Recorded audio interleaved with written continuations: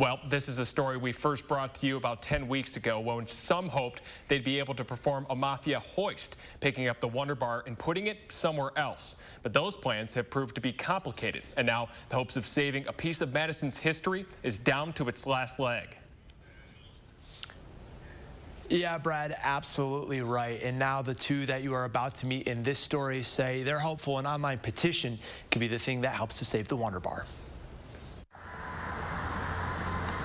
Like many Madisonians with an eye for history, Janelle Munns knows behind the bricks of Madison's Wonder Bar off Olin Ave lies a number of unthinkable stories. This is so cool to think that this is a historical tavern that was built by a rival gang of Al Capone. Tonight, a note on the door, the sign the restaurant's 80-year run has come to an end.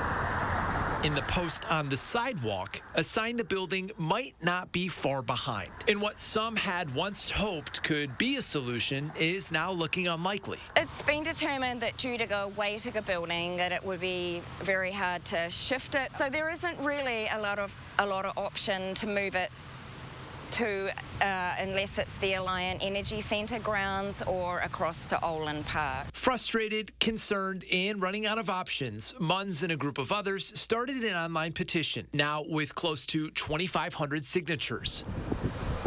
The hope is the building can still be saved before a private developer makes good on plans of constructing one of the city's largest mixed-use apartment complexes. Carrie Rothberg lives just blocks away and says public feedback, especially from neighbors like her, is one thing she wished carried more weight in the decision. There needs to be more room for voice in the development process on the part of neighbors, and that is partly that developers and the city of Madison need to value the voice of the community more and make more time to listen to it. Munn says she's confident a compromise could be reached if both sides would hear each other out, and worries if the building is torn down, Madison would lose much more than a restaurant. There are thousands of apartments currently being constructed and planned in Madison.